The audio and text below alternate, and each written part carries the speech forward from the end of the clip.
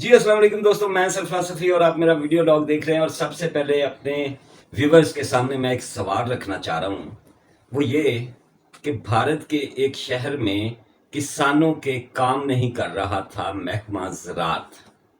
यहाँ तो महकमा ज़राअत और भी किसी को कहते हैं ना। महकमा ज़राअत प्योर किस्म का महकमा ज़राअत जो है वो भारतीय किसानों से रिश्वत डिमांड कर रहा था।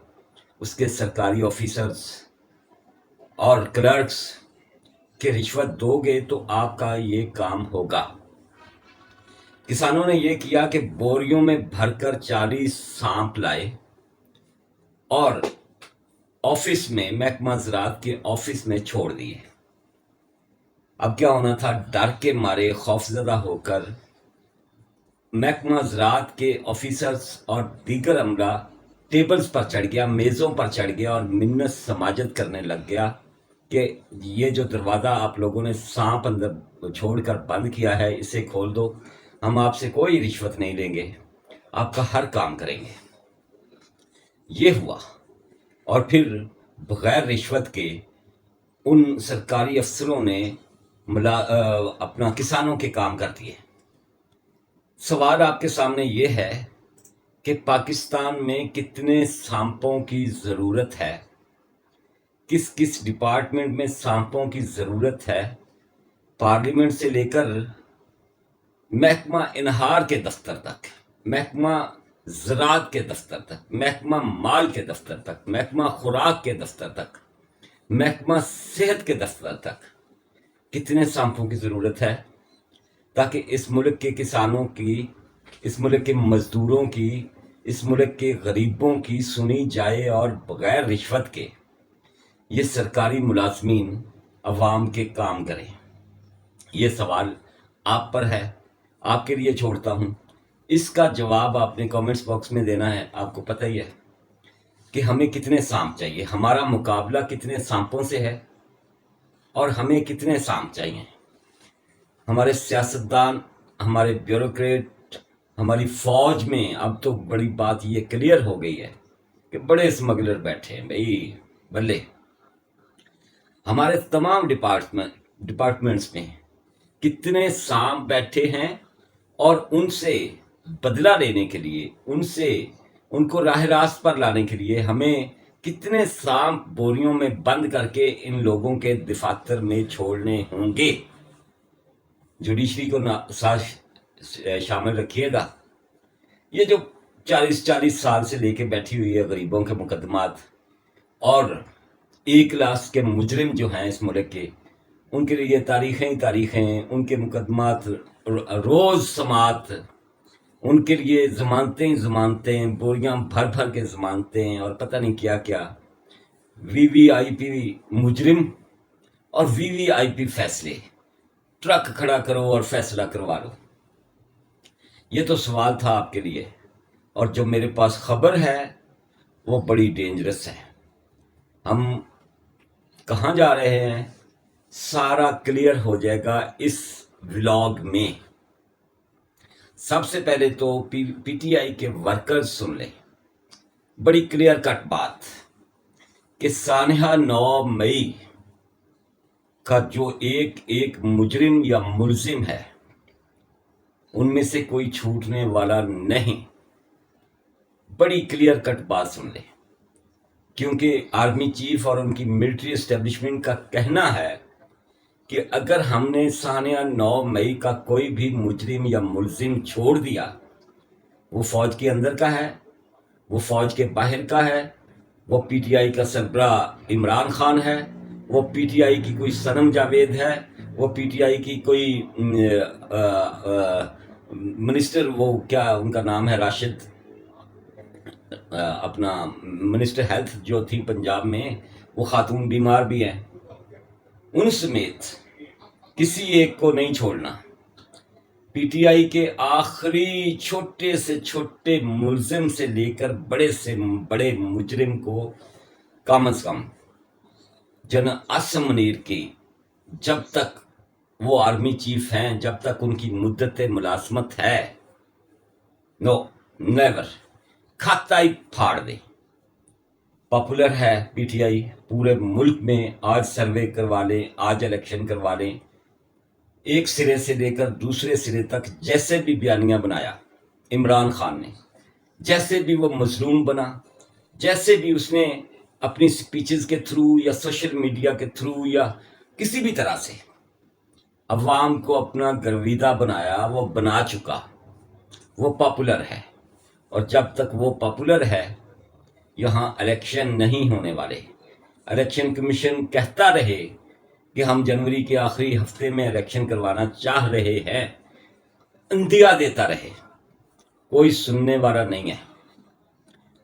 एक ही सूरत है, वो ये कि पीटीआई इलेक्शन से बाहर कर दी जाए, बल्ले का निशान ख़त्म कर दिया जाए, इमरान खान को नाअहल करार दे दिया जाए और उनकी नाअहली के दौरान उनकी जेल, अडियाला जेल के अंदर रहते हुए, जब तक इमरान खान अडियाला जेल में हैं, बाहर बाला बाला वो वाले इलेक्शन करवा ले जाए। वही जो आप समझते हैं, वो जानते हैं ना, फेयर एंड बिल्कुल पाक साफ इलेक्शन जो है ना, भूल जाए। मैं बात अपनी को उस तरफ लेकर आ रहा हूं जो मैं आपको बताना चाह रहा हूं। इलेक्शन तो होंगे, 2024 में नहीं होंगे तो 2025 में होंगे। तब तक इमरान खान के साथ क्या होता है, उनकी बुशरा बीबी खातून के साथ क्या होता है, उनके वर्कर्स के साथ क्या होता है, उनकी पार्टी पर पाबंदी लगती है। इमरान खान को किसी भी मुकदमे में फर्द जुर्म आयद करके सज़ा सुनाई जा सकती है। जब ये सब मुमकिन हो गया तो इलेक्शन हो जाएंगे। और इलेक्शन के लिए, नए सरबराह के लिए, पाकिस्तान के नए सरबराह के लिए इस वक्त कोई ऑप्शन दूसरा है ही नहीं सिवाय नवाज शरीफ के। वो क्यों, बड़ी तफसील के साथ ये बात भी बताता हूं कि बिलावल अभी बच्चा है, आसिफ जरदारी इस काबिल नहीं है अपनी सेहत के बायस कि उन्हें वजीर आज़म पाकिस्तान बना दिया जाए। शहबाज शरीफ की 16 महीने की हुकूमत देख ली गई है, इन तिलों में तेल नहीं है। इन्होंने बेड़ा गर्क किया 16 महीनों में। क़यादत का ज़बरदस्त फुकदान है और इस फुकदान को एक ही बंदा पुर कर सकता है, जिसका नाम नवाज शरीफ है। ये मैं नहीं कह रहा, ये वो फैसला है जो कर लिया गया है। उसकी रीज़न ये है कि इसके अलावा हमारे पास चॉइस ही कोई नहीं। इमरान खान को हमने आने नहीं देना और नवाज शरीफ के अलावा हमारे पास चॉइस ही कोई नहीं। 40 साल की नवाज शरीफ की सियासत में हमने सब कुछ देख लिया, कैसे उसने नाम निहाद एहतसाब के नाम पर अपने मुखालफिन को जलील व रुस्वा किया, जेलों में ठोसा, उन पर तरह तरह के इल्ज़ामात आयद किए, उनके घरों की कुर्की हुई। कैसे नवाज शरीफ के पहले दौर से लेकर शहबाज शरीफ के आखिरी दौर तक, ये 16 महीने के दौर तक, नवाज शरीफ की वज़ारत उज़्मा के पहले दौर से, रिकॉर्ड पे है ये बात, चेक कर लें, कैसे लोग आटे के लिए मरे। ये एक ट्रेंड है पूरा नवाज शरीफ एंड कंपनी के पास, मुस्लिम लीग नून के पास। क्या वो मुफ्त आटा देते हैं, वहां आप लोगों की जान लेते हैं। कैसे स्कैंडल्स बने, कैसे गवर्नर जिलानी की गोद से लेकर, ज़ियाउल हक की गोद से लेकर 2-2 लाख, 5-5 लाख रिश्वत लेकर कैसे लोगों को नायब तहसीलदार और थानेदार एएसआई भर्ती किया गया, कैसे अपनी मर्जी के वाइस चांसलर्स लगाए गए रिश्वत लेकर, कैसे इस मुल्क का लोहा जहां जहां भी था ایون کہ ریلوے ٹریکس بھی کیسے اپنی بھٹیوں میں پگھلا لیے گئے، کیسے اس ملک میں کرپشن کی ابتدا ہوئی۔ وہ حسن نثار کہتے ہیں نا کہ پیپلز پارٹی کو بھی اسی مسلم لیگ نون نے کرپشن پر لگایا، ہر سودے میں، ہر منصوبے میں، وہ موٹر وے ہو، وہ اورنج ٹرین ہو، وہ میٹرو بس سروس ہو، وہ کوئی فلائی اوور ہو، وہ کوئی سڑک کا منصوبہ ہو، کیسے اس میں سے کک بیکس اور کمیشن لیا گیا۔ یہ ہم نے نواز شریف کی ہر دور میں دیکھا۔ ہم نے دیکھا ہے کہ میاں نواز شریف کیسے سابق چیف جسٹس سجاد علی شاہ کی ٹیبل پر بی ایم ڈبلیو کی چابیاں پھینکتے ہوئے کہتے پائے گئے کہ جناب چیف جسٹس صاحب یہ آپ کے لیے تحفہ ہے۔ کیسے میاں شریف نے، مرحوم نے، ان لوگوں کو لت ڈالی کہ آپ لوگوں نے کیسے دوسروں کو خریدنا ہے اور اپنے کام نکلوانے ہیں۔ ابتدا کرنے والا، کرپشن کی ابتدا کرنے والا اس ملک کے اندر میاں نواز شریف کے علاوہ کوئی نہیں ہے۔ میڈیا ٹرائل کیسے ہوتا ہے یہ میاں نواز شریف کی حکومتوں میں ہم نے دیکھا ہے۔ صحافیوں کو کس طرح سے اپنے جاتی عمرہ کے فارم ہاؤس پر الٹا لٹکا کر مارا جاتا ہے، یہ ہم نے میاں نواز شریف کے ادوار میں دیکھا ہے۔ کیسے اخبارات کو بند کیا جاتا ہے، کیسے روزنامہ جنگ کا کاغذ ختم کیا جاتا ہے، اور کیسے اعلان کیا جاتا ہے کہ جب تک ان 17 صحافیوں کو جنگ گروپ سے نہیں نکالا جائے گا میں اخبار نہیں چھپنے دوں گا۔ کیسے صحافیوں کو ان کے بیڈ روم سے ننگے پاؤں، ننگے جسم اٹھا کر حوالاتوں میں بند کیا جاتا ہے، اور پانجا جانتے ہیں نا، اور پورا سڑا پانجا، وہ آدھی آدھی رات کو، رات کے پچھلے پہر لگوایا جاتا ہے صحافیوں کو۔ یہ ہم نے دیکھا ہوا ہے۔ کیسے سپریم کورٹ پر چڑھائی ہوتی ہے یہ ہم نے دیکھا ہوا ہے۔ کیسے اپنے مخالفین کو ذبح کیا جاتا ہے، ان کے بزنسز تباہ کیے جاتے ہیں، یہ ہم نے دیکھا ہے۔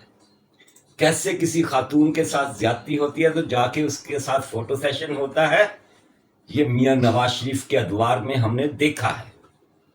کیسے اس ملک کے غریبوں، مزدوروں اور چھوٹے ملازمین کی تنخواہوں میں جب اضافہ پیپلز پارٹی کی حکومت کرتی تھی تو کیسے اس کا اسحاق ڈار سپریم کورٹ میں تنخواہوں میں ملازمین، چھوٹے ملازمین کی تنخواہوں میں اضافے کے خلاف سپریم کورٹ میں مقدمے دائر کرتا ہے، ہم نے دیکھا ہے۔ کیسے آپ کو یاد ہے وہ آپریشن کہ راتوں رات کیسے ڈالر اٹھا لیا گیا تھا میاں نواز شریف کے دوسرے دور میں، کہ پورے ملک کے اندر ڈالر نہیں مل رہا تھا۔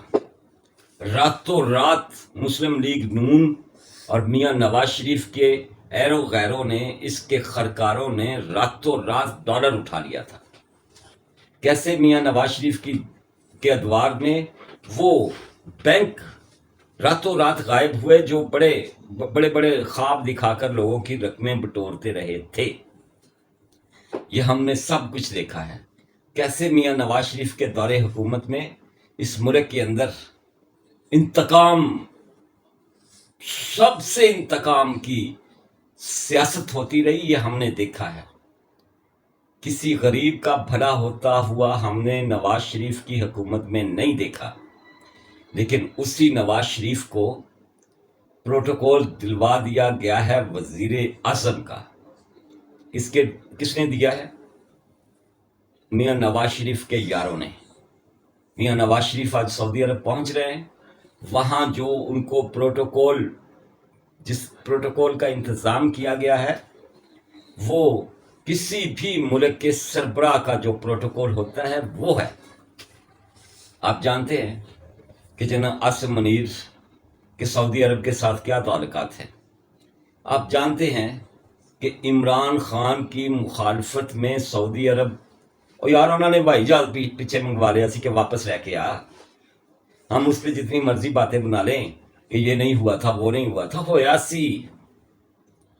कैसे रातों रात कहा गया था सऊदीया की तरफ से कि अभी हमारा $1 अरब वापस कर इमरान खान। याद है आपको किस हद तक नफरत है इमरान खान के लिए सऊदी अरब के पास, और किस हद तक मोहब्बत है नवाज शरीफ और उनकी फैमिली के लिए। किस महल में रखा था 8 साल मुशर्रफ के चुंगल से छिड़वाकर, उसके ताले से बाहर निकालकर मियां नवाज शरीफ और उसकी फैमिली को 8 साल पुराने बना के रखा वड्डे सारे शाही महल। यह हमने सब देखा है। और उसी मियां नवाज शरीफ को प्रोटोकॉल दिया जा रहा है वजीर आजम का। मियां नवाज शरीफ ने ऐलान फरमाया है कि वो 21 अक्टूबर को पाकिस्तान आएंगे, लेकिन उससे पहले पहले अपने यारों दोस्तों से मिलते हुए आएंगे। जद्दा जाएंगे, अबू धाबी जाएंगे, कतर शरीफ जाएंगे और कुछ दोस्तों से मिल मिलाकर जमानतें उनकी लेकर, गारंटियां लेकर पाकिस्तान आएंगे। और इनके पास कोई ऑप्शन नहीं है तो मियां साहब वजीर आजम बन जाएंगे।